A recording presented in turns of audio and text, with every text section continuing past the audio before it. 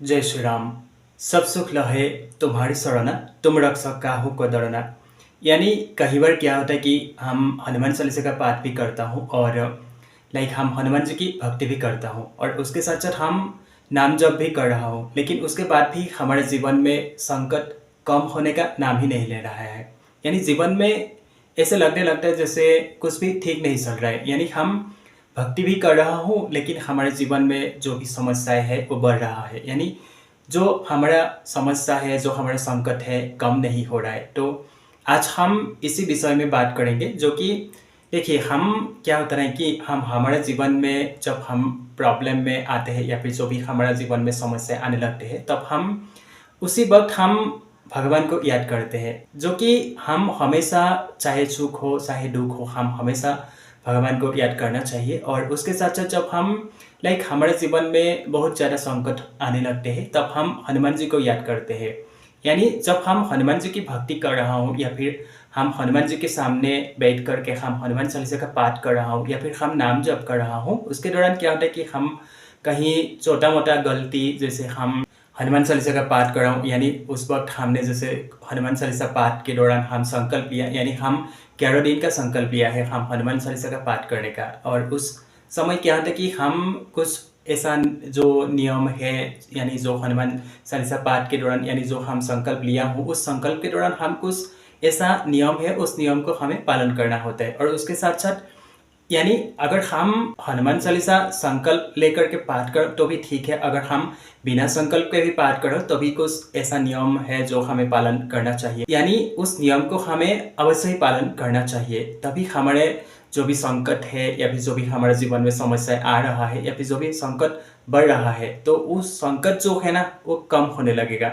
यानी देखिए, सबसे पहला जो हम नियम पालन करना चाहिए वो है, यानी सबसे पहले हम जब हम हनुमान जी के सामने बैठ करके हनुमान चालीसा पाठ करने बैठता हूँ, तो क्या होता है कि सबसे पहले हमें शुद्ध वस्त्र पहनना चाहिए, जो कि हमेशा स्वच्छ रहना चाहिए। और हमेशा जो कि हम जब हनुमान जी, देखिए हनुमान जी ब्रह्मचारी है और उसके साथ साथ यानी हनुमान जी बिल्कुल शुद्ध है और पवित्र है, इसलिए हमें हमेशा मन को साफ रखना चाहिए। हमेशा स्नान आदि करके हमें हनुमान जी के सामने बैठ करके हम हनुमान चालीसा का पाठ करना चाहिए। और उस वक्त क्या होता है कि हम जैसे हनुमान चालीसा पाठ कर रहा हूँ, उस वक्त हमें बहुत सारा मन में विचार आने लगते हैं। जैसे कहीं हम हनुमान चालीसा पाठ तो कर रहा हूँ, लेकिन हमारा मन कहीं और है। हम आज ऑफिस में क्या होगा या फिर हम आज क्या करेंगे, ऐसे बहुत सारा विचार मन में चलने लगते हैं। यानी देखिए, ये सब होता है क्योंकि जो निगेटिविटी है या फिर जो भी निगेटिव चीज़ें हैं वो तो हमें परेशान करेंगे ही, क्योंकि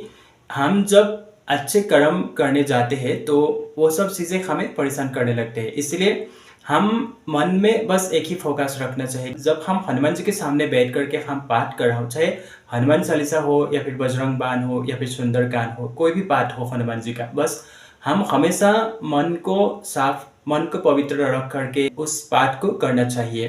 तभी हमारे जीवन में जो भी हम पाठ कर रहा हो या फिर जो भी हम नाम जप कर रहा हो, बस उस नाम जप या फिर जो हम पाठ कर रहे हैं उस पाठ का जो फल है, जो शक्ति है, हमें मिलने लगते हैं।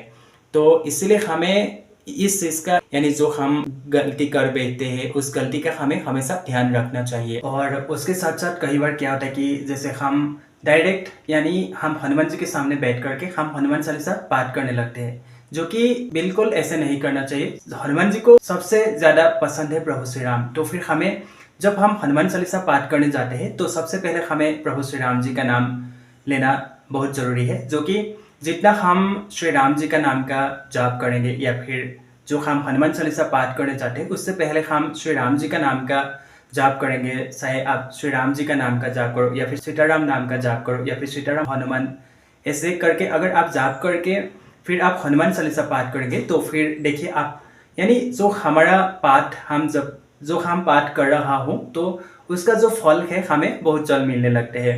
इसलिए इन सब चीज़ों का हमें बिल्कुल ध्यान रखना चाहिए। और उसके साथ साथ जो कि हम देखिए, हम जैसे संकल्प लिया हो, 11 दिन का संकल्प लिया हो या फिर 21 दिन का संकल्प लिया हो, उस संकल्प के दौरान क्या होता है कि हम तामसिक भोजन या फिर जैसे लहसुन प्याज यानी अनियन गार्लिक हमें बिल्कुल नहीं लेना चाहिए। जो कि अगर आप बिना संकल्प ले रहे हैं तो फिर ठीक है, लेकिन आप अगर संकल्प ले रहा है यानी आप हनुमान जी के सामने बैठ करके आपका जो मनोरथ है यानी जो आपका संकट है उस संकट के समाधान के लिए आप हनुमान जी के सामने बैठ करके आप पाठ करने जा रहे हैं और उसके साथ साथ आप यानी जो आप तामसिक भोजन यानी जो लहसुन प्याज वगैरह है या फिर जो भी ड्रिंक्स है नॉन वेज वगैरह है वो सब ले रहा है, उस वो भी एक गलती है जो कि हमें बिल्कुल नहीं करना चाहिए। खासकर जब हम संकल्प लेते हैं उस वक्त हमें इन सब चीज़ों का बिल्कुल ध्यान रखना चाहिए, जैसे नाखून नहीं काटना है, शेविंग नहीं करना, बाल नहीं काटना है, ऐसे बिल्कुल नहीं करना चाहिए। जो कि उस संकल्प जो हमने जो संकल्प लिया है, संकल्प का मतलब क्या है? उस संकल्प का मतलब है जो कि हम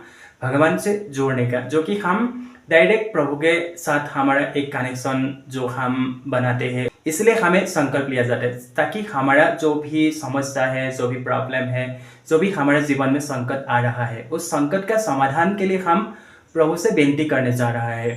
तो इसलिए हमें इन सब चीज़ों का बिल्कुल ध्यान रखना चाहिए। अगर आप इन सब चीज़ों का ध्यान रखेंगे तो फिर देखिएगा आपका जीवन में जो भी संकट यानी आपका जो भी संकट बढ़ रहा है या फिर जो भी आपका समस्या बढ़ रहा है, उन सब समस्या से आपको बहुत जल्द समाधान मिल जाएगा। और हनुमान जी एक ऐसा है जो कि बिल्कुल आपका जो भी समस्या है वो हनुमान जी दूर करेंगे ही करेंगे, क्योंकि हम अपना खुद का पर्सनल एक्सपीरियंस से हमेशा आपके साथ शेयर करता हूँ और ये जो हमने आपको बताया है ये भी हम हमारा जो पर्सनल एक्सपीरियंस है, हमारा जो पर्सनल अनुभव है, जो हनुमान जी ने हमें अनुभव करवाया है, उसको हम आपके साथ शेयर किया हो। तो आप भी इन सब चीज़ों का बिल्कुल ध्यान रखिए और फिर देखिए आपका लाइफ में जो भी समस्या, जो भी संकट, जो भी प्रॉब्लम, वो सब धीरे धीरे कम होने लगेगा। तो फिर चलिए वीडियो यहाँ पे एंड करते हैं। यानी हमारा हनुमान जी, हमारा बजरंगबली दादा आप सभी के ऊपर ढेर सारा कृपा बरसाए, सब लोग